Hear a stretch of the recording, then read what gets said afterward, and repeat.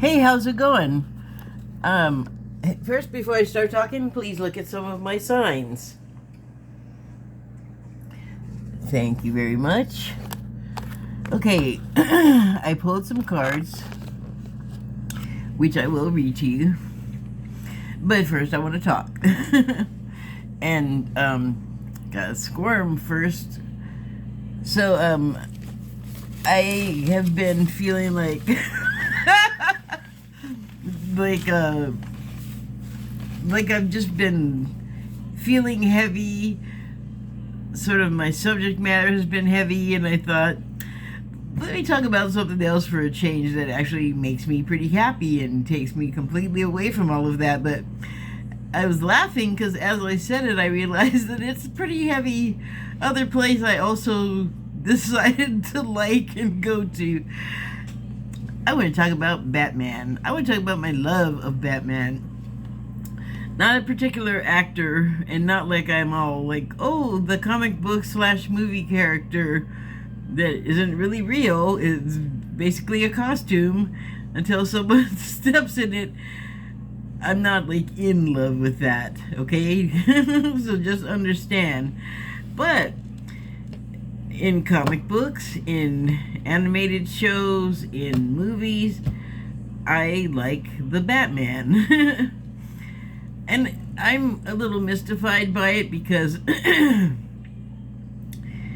it's got a great story. I love it. Started out as a detective story, and it's the whole part about him being a detective has gotten lost in the costumes and the gadgets and the flashy villains or whatever. But I mean, it's still what he does. He just seems like he's magic. He just does stuff, and the computer does things, and he just knows things, and like a lot of things, like languages, and he can probably play music, and sword fighting, and just like all kinds of fighting disciplines. And I mean, he just knows like everything. And then he took off from like, in one Batman version story that I've seen, he's like, oh, actually, it's in the Bat feed, which I will talk about.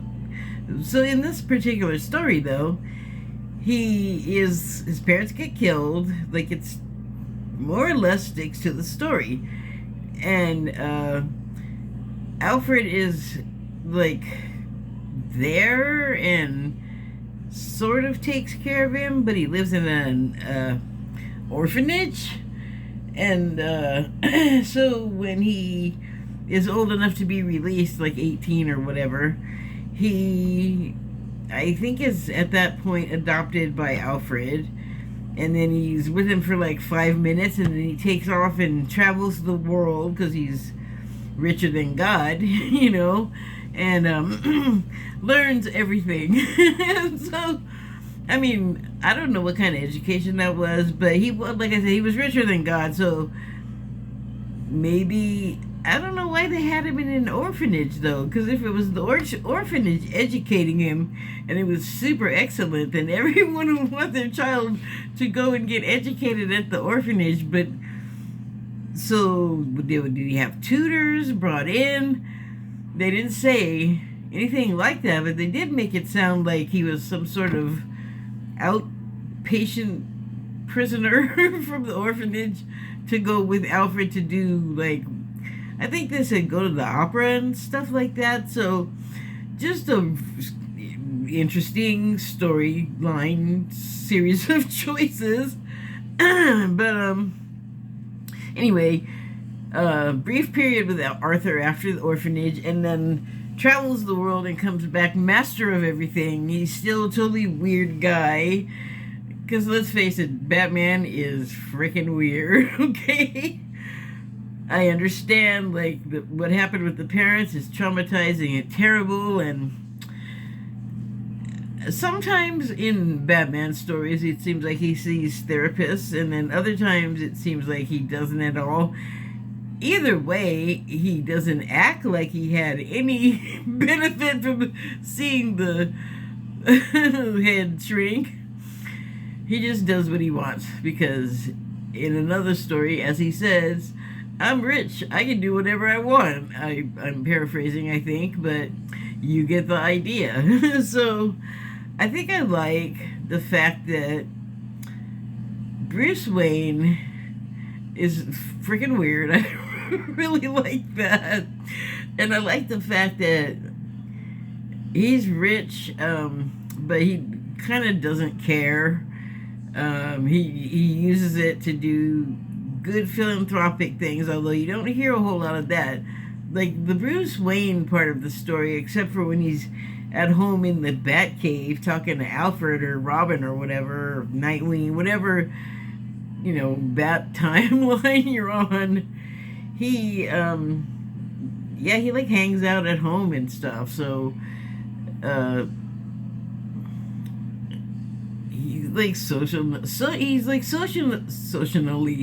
he's socially adept, but as I think it was Robin or Nightwing that said in another bad story, he wears a mask when he's Bruce Wayne, and he wears a mask when he's Batman, but Bruce Wayne is also a mask. So you kind of don't know who you're getting, who you're dealing with. And that's always interesting as a observer, as a person enjoying on looking whatever the heck's happening in Batman's life. I like how all of the different animated series and movies, and even like in the pulps, like whatever version of Batman is being pumped out, I like the fact that like in the pulps, the artists change. So I don't always like them, but if you've been a fan of comic books for a long time, you will know that it seems like turnover is more of a thing than someone being around for years and years and years. It sounds like they're a volatile bunch. And so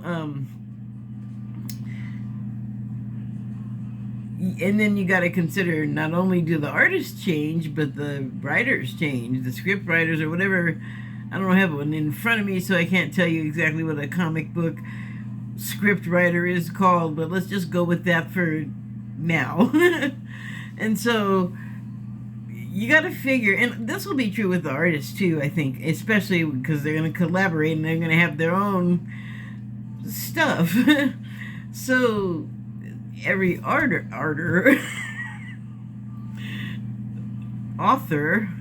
writer is gonna have their own baggage, and you have like the baseline foundation of the story, but as we've seen, you can run wildly away from it and sort of like be tethered to it, in terms of how the story is filtered through you, like whatever the action is. For instance, overall DC, and I love DC, it's like my number one. Sorry, Marvel, I enjoy you too, but that whole Endgame business, I already liked DC, and I was like, you know what, Marvel is like, I don't know, bougie. Like they went to the good school and they got the good stuff, but they're trash. And then DC is just trash, and if they don't have too many executives sticking their noses in, they don't care that they're trash, and that's what I like. Like, what was that show they made with John Cena? Peacemaker? Okay, first of all, I had never even heard of Peacemaker before, as far as I know. And I've worked in a comic book store, which doesn't at all mean I could see everything in the store. That's crazy. But, I mean, I'm old. And I've been reading comic books since I was little. I just don't remember mention of it. And even if, like, I didn't remember the name, he wears, like, some kind of helmet thing that's just ridiculous. And it would be ridiculous in the comic, but exactly what you would expect in 1962 in a comic book. But, recycle that helmet and kick that can down the road for, reuse later. Anyway, that show,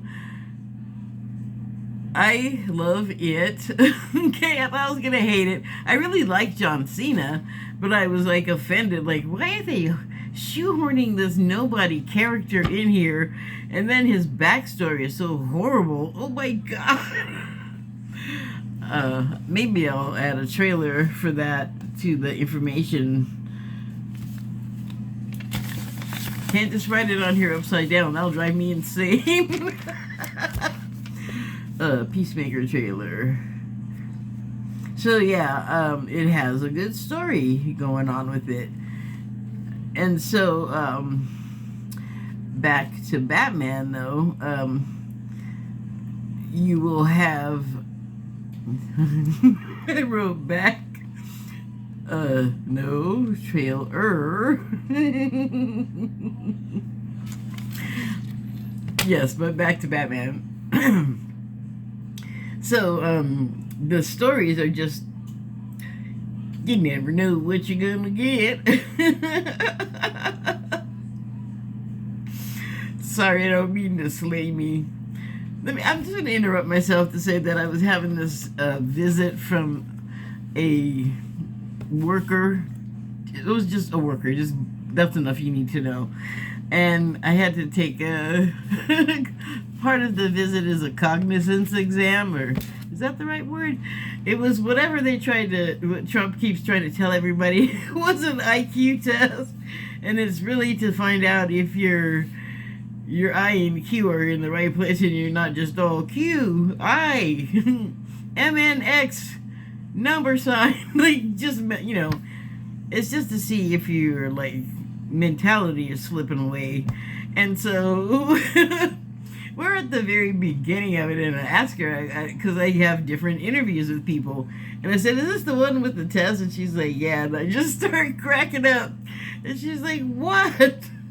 And she's laughing. She doesn't even know why, because I'm laughing so hard.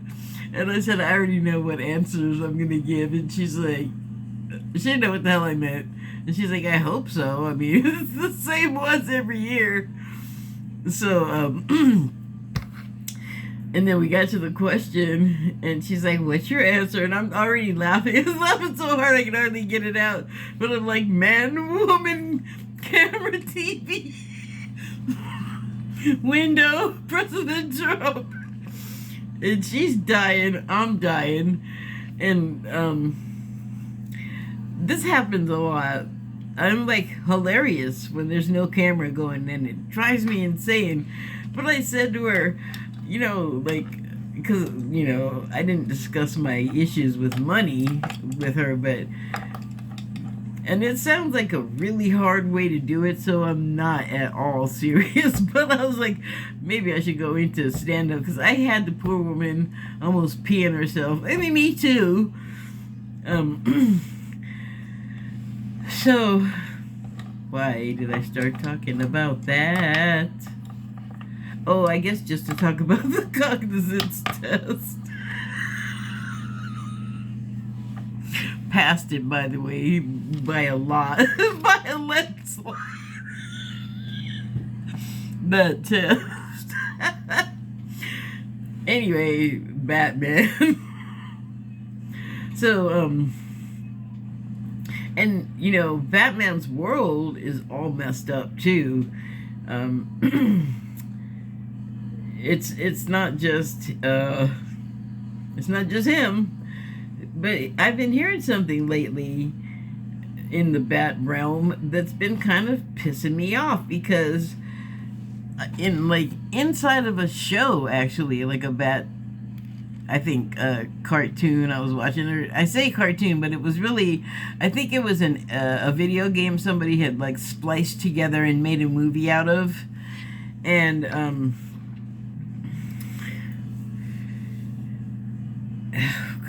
oh, in it, one of the characters actually accused Batman of creating the villains, right? And so this thing, I think, is 8 years old, if I remember correctly when I looked at it.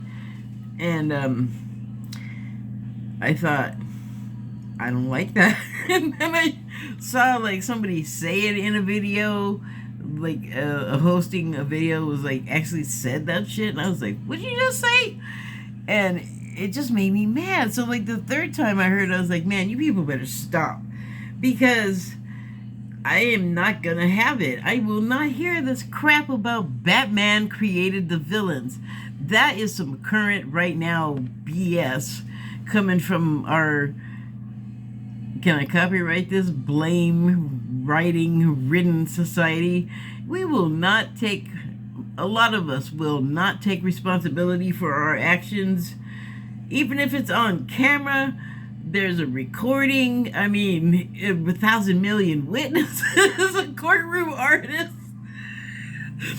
There's all kinds of documentation. There's receipts. There's records. You cannot say this did not happen. And these people are just like, just do it anyway. And there's a head of this culture is like the king of I didn't do it or somebody else did it, and that is the former president who has a lot of followers. And I want to say here, I want to make sure that I say this. It didn't just start now. The blaming thing was always there. It's like instinctively human or something, because unless somebody's like hovering around cribs and instructing infants to do it, little kids, very, very little kids, when you know, like they got the, you know, the evidence all over their face. Did you eat the whatever it was? Nope, didn't touch it. I don't know what you're talking about. Somebody else did it. The dog did it. Like, no. And they'll be very young. But that's all. You know what I mean, though? And who tells a child to do that? I don't think anyone.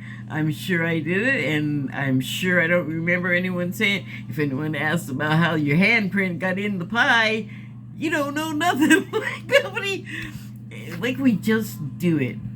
Prove me wrong. So, that is why I say, don't be blaming my Batman for those criminals.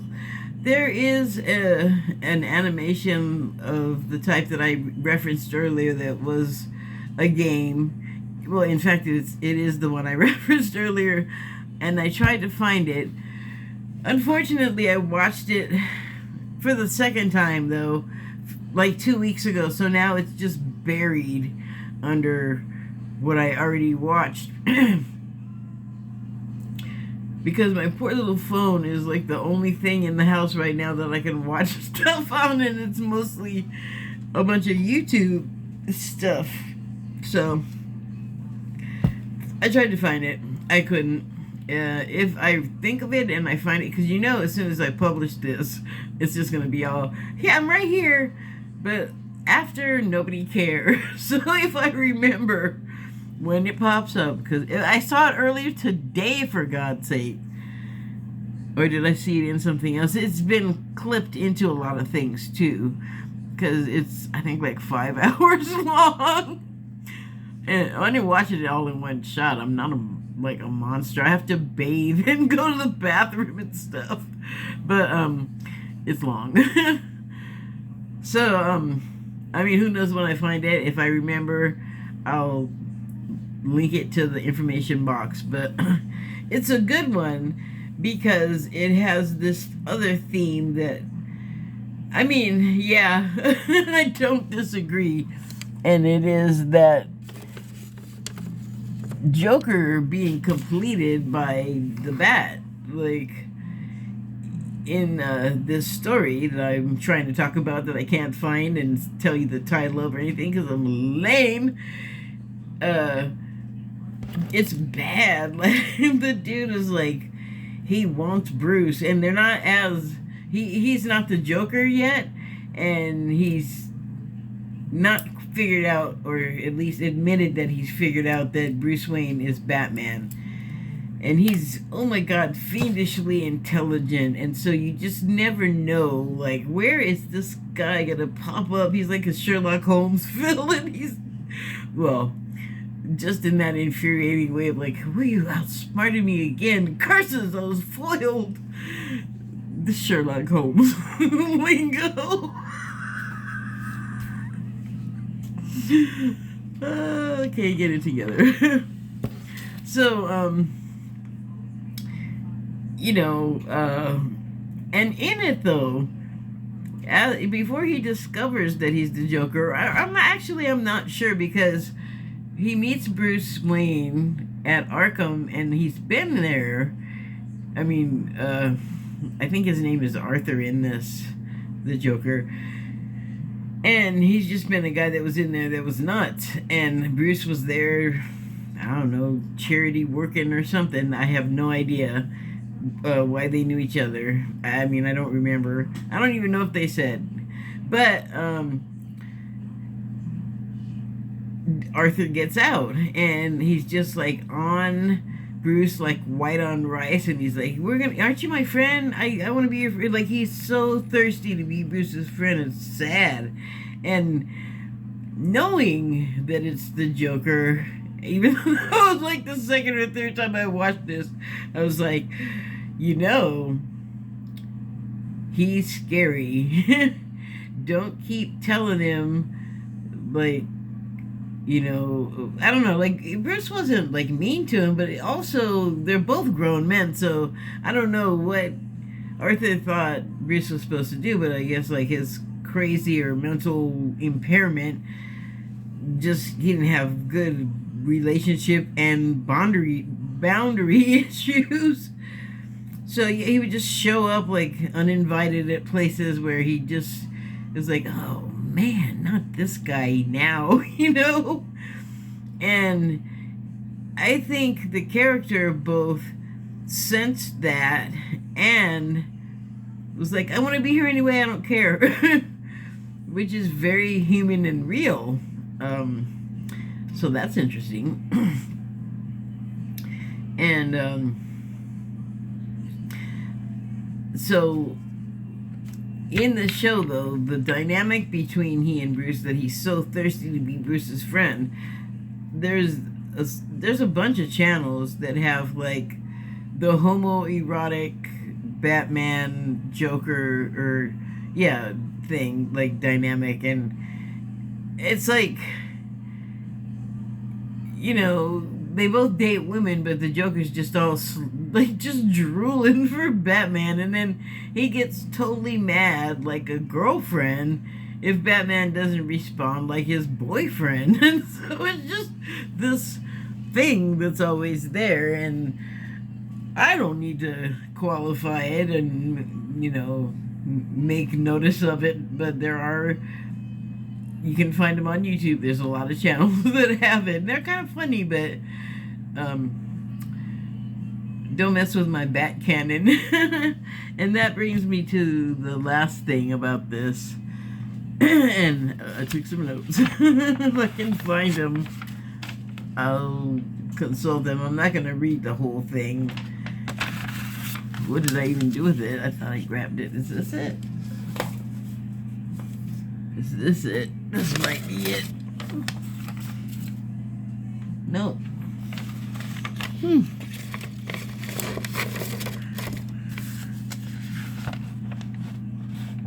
Sorry to just be dead air. Oh, here we go. So, I think I started here with this. I got my beautiful stationery. So, that's not it. I think this is also not it. My love for the Batman. I love Batman. I love cartoons. I also love him in the pulps, but that's another genre or story. I love the DC universe. I already talked about that. Why am I telling you? Well, get over yourself. It's more about me. But, you know, this is the format, so you get to hear it. That's why. Ultimately, it's true. But I am conveying something. It's true that, like, this is more about indulging myself. Yeah, ultimately it's true, but I'm conveying something I feel the need to share.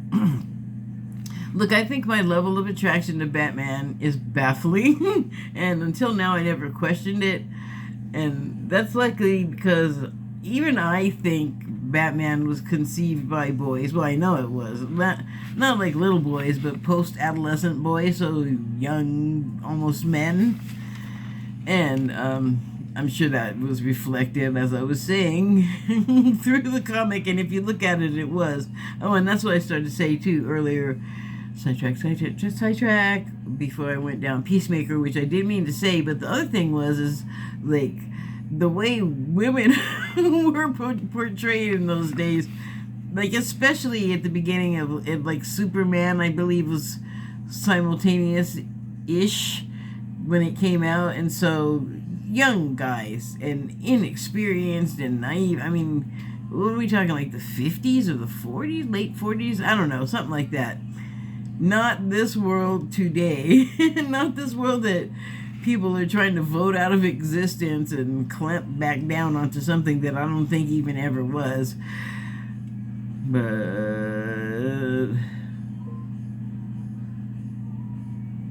why did I start talking about that? Peacemaker sidetrack. Other thing. Oh, the women in DC, though, generally, for many years, and I'm going to say a little bit even today, they don't seem like they were written by women. And, I haven't questioned it before, whether Marvel or DC, which, there's more comic book things out there, companies, but I'm not talking about any of those right now.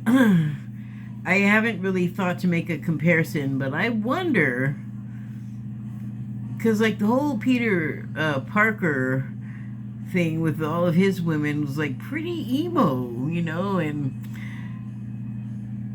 DC women, until very recently, you can tell they were written by dudes. So, anyway, so... where was I? Yeah, I think Batman was conceived by boys, and it's very obviously masculine. Hyper? Sometimes homoerotic. Others. He's Bats. He's Bruce. He's a man of many skills and talents. He is the most incisive brain, and as his immediate surroundings. Oh, I didn't finish that sentence. Oh, he's as an observer of people in his immediate surroundings, and as time's gone past, the greater society, even further along, other worlds and dimensions. That is not it. Okay, I might not do cards in this video. Where is it? I just saw it.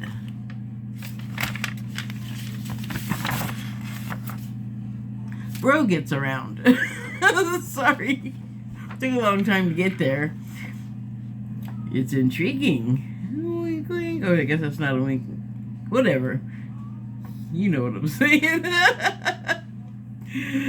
I'm not at all picky when it comes to versions of bats either.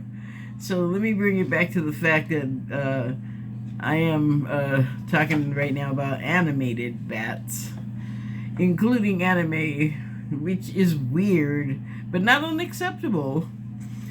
They have they have a different take, but they sort of stick to the story, but they have their own stories, I found, which I don't know if you can find them outside of an anime or an anime manga. I think here's the book. Wait. I don't know. I'll have to search that because I'm feeling unsure. I think that's what the Asian pulps were called. I went to school with, like, Korean kids, and they always had these fat little comic books. They're just jam-packed. They looked really cool, but they were not in a language I could read. Where did I write that other thing? Is that on here? It was. So yeah. Uh-oh. I hope I didn't put away or lose my, I might have lost my page that I was reading from. Oh, here we go. I did not lost it. Okay, so yeah, so bro gets around. It's intriguing. Not at all picky when it comes to versions, blah, blah, blah, blah. I'm including anime, which is weird, but not unacceptable. I just roll with it mostly, taking all the different artists into consideration. To go in another direction, though, to the adaptation films. You might notice that I'm actually saying films instead of movies, because it's the Batman. If you can believe that shit, that's really why it has that much respect of mine. I decided to watch this doc called Batman Behind the Scenes of Making the Dark Knight Trilogy. And the title contains my every reason for watching it. As I watched, a couple of topics came up. Oh, okay, so here's one that I didn't talk about, and this I'm not expecting to go over very well at all with certain people, but in that doc, there was everyone that had to do with the movie, including the actors and the director, and just stick with those two people. So, there was a lot of conversation about the Joker and how the Joker should be in Nolan's movies. Probably everyone's. The discussion came up, and when it came up, when they said that's what they were going to start talking about, and I was like, they're like, from Jack Nicholson, and I was like, thank God for Heath Ledger. Because what they went on to say was that everyone has a great deal of they revere Jack Nicholson as an actor and his performance as Joker in Batman. Like, no one wanted to sort of appear after it or try to one-up it or try to imitate it, and it kind of sounded like everyone was like scared to have to figure out what to do if they got the role. So along comes Heath Ledger, and if you I'll put the trailer for that doc in the information box, because if you are like me, you like Batman and you like to know stuff about how it was made and film stuff, it's like over an hour, so there's like a whole bunch of that sort of thing.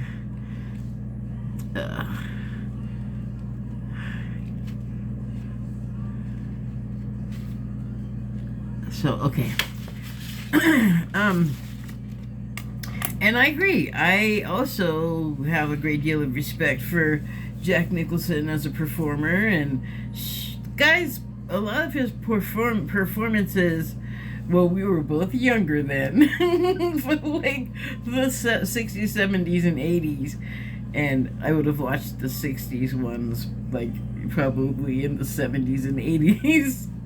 But, for the times when I was a bit older and like an older child and an adolescent and an adult, there were movies that he was in that were just like, they're like part of my mythos. That sounds funny, but if I were to imagine my life as a movie, like, he's in The Shining, boom, Stephen King, he doesn't know it, but he's my writing mentor, and just the time that I read that book and everything that was going on in my life around it, and also the movie that came later, same thing, you know, so like double whammy. And then the movie attached Jack Nicholson to it. There's same like nostalgia for One Flew Over the Cuckoo's Nest, same for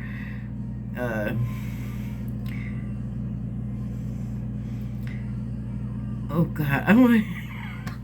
It gives and it takes. It's better it gets. It has Greg Kinnear. I'll have to put that in the box too. As good as it gets with Greg Kinnear. You can look it up. So, yeah, I mean, he's in a way like very much of a presence in my life. So I also revere his performances, except that one, not the Joker. I do not care for it. This is not like recidivist history. I never liked it. And I'll tell you why. His physique was all wrong. And before I go into that, let me talk about some people that I call canon Nazis. And my definition for those are people that come along and watch a finished project and then find all kinds of stuff wrong with it, but they super love it, or else they wouldn't stop talking about it. Like their whole channel is just talking about this property.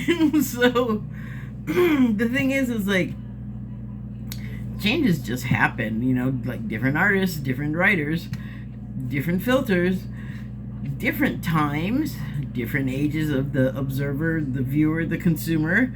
So there's a lot of factors that come into play, and also just a shit ton of people that are also consuming and having all of the same stuff I just described. So sticking to one version of canon with all the cooks stirring the same pot is mushy and confusing. I don't think ever gonna be like a settled matter, which probably leads to, or maybe not, the canon Nazis, who canon becomes, after what I said about all the people and the opinions and the pot stirrings, can become very subjective because it becomes very personal, and it's really not canon. And so I'm going to be one of those right now and just say that his build was wrong. There should have been no music the way that it was. Like, it should have just been in the score or the soundtrack or whatever. There should not have been a dance scene. Whatever Jack Nicholson was doing, and also Adam West as Batman, was not, look, I'm not like the dancer arbiter of what's good and bad, but just for my own canon, that was bad. Both. I don't like it. If it's not a musical, leave the songs and dancing to musicals. Don't put it in my Batman. Please don't. I don't even care if it's Prince. No, just the whole idea was just bad. So, that contributed to my, just going, oh, this is the worst Joker ever. And I did, yeah, I don't want to harp on it. So, and I think I'm going to wrap up here about the Batman. The thing about it is, well, not quite. I'm not quite going to wrap up because I have some other things to say. I enjoy the comic books and the movies, but more like the movies because you get that sort of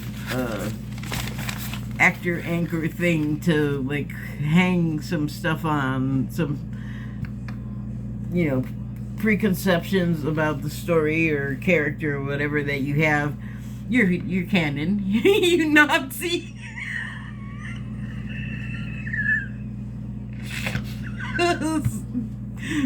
Pardon me. So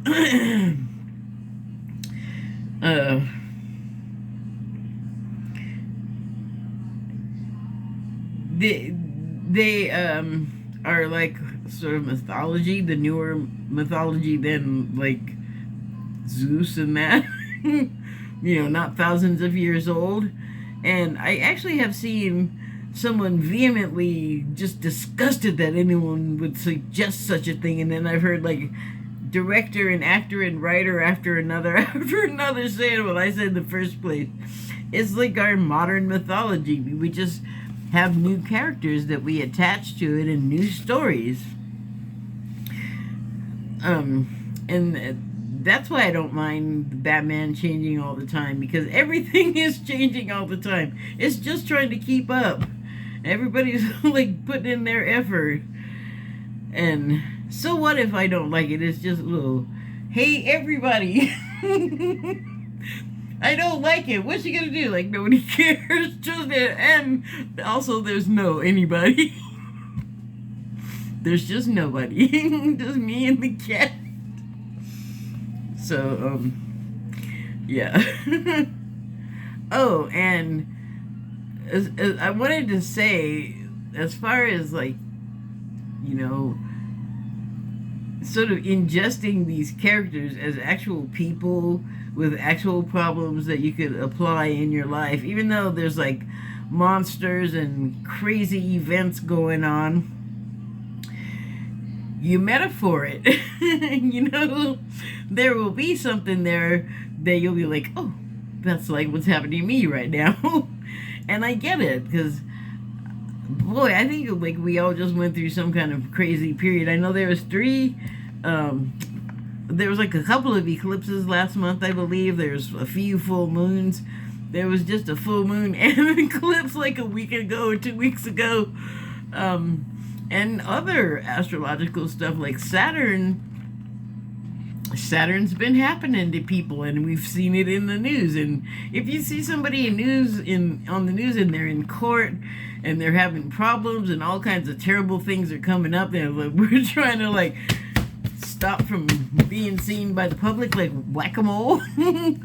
That's Saturn doing its thing. And of course, astrologically, it's going to vary the degree of what it's doing and who to, according to your chart. It may still affect you even if it's not in your chart. I mean, peripherally, or somehow, like, it'll just get personal, but it's going to be worse for somebody that has it in their chart, and there's all kinds of triangles and squares making straight lines difficult, making flow all chunky and anxious, and they're probably not having the best time. Like I said, indictments, subpoenas, court appearances, and it's not, and then just having to be in the world with all of that going on too.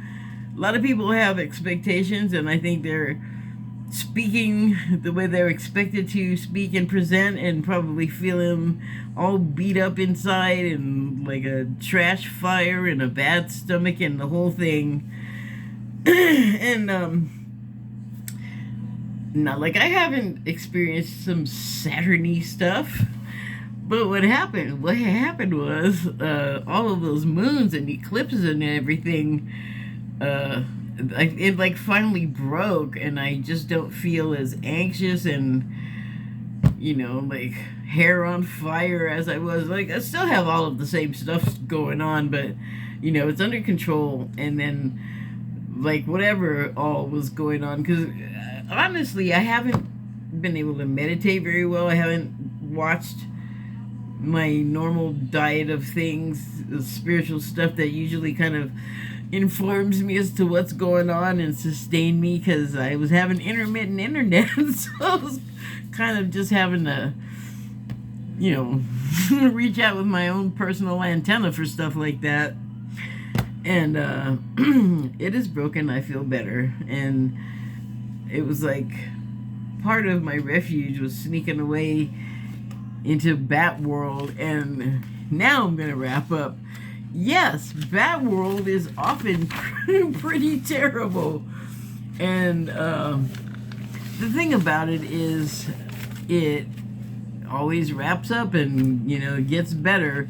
Not necessarily happier, but better.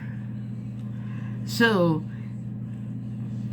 there is this channel that I discovered called Implicitly Pretentious. And it's I believe he's British. He might be Irish. I'm just not real sure with the accent. He's from the United Kingdom, either way, though. And he does video essays. And he does them on a lot of subjects, and like video games, it looks like, and what I've been interested in are his video essays on comics and comic book characters in any form. Like just like I was saying, whatever genre he finds it in that has what he wants to talk about, then that's what he'll put up.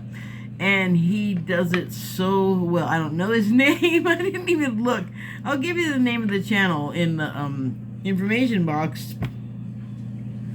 But he does such a good job. He's like very insightful as to like applying very human character qualities and emotional content and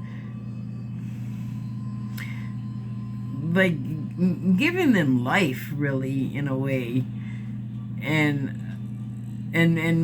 showing them as a parallel to what we might be feeling. And that's, you know, amazing and awesome. I love that. And I think that that's an illustration of him like tuning into what those creators put into it and processing it and making more of the story than is just there on the screen or on the page. He's just magnificent. I love him. I've been seeing some of the best creators on here lately. Well, in the past year, I should say.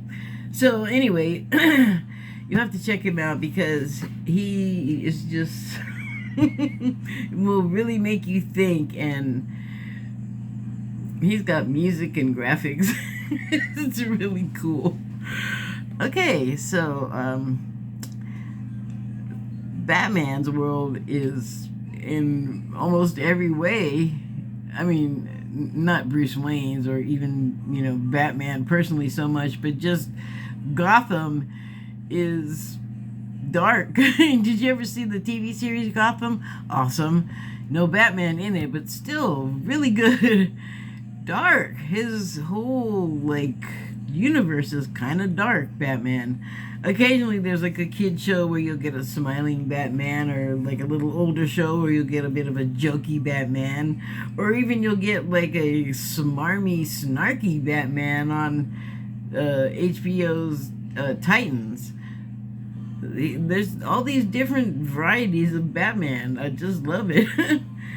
But the thing about it, all of those worlds, there's always something that goes horribly wrong, and the getting to the good part might not come for a few episodes or issues. So in the meantime, the whole Bat world is just suffering, and I can look at that and go, well, at least my world is not that bad. Thank you very much, Batman. And thank you, and good night.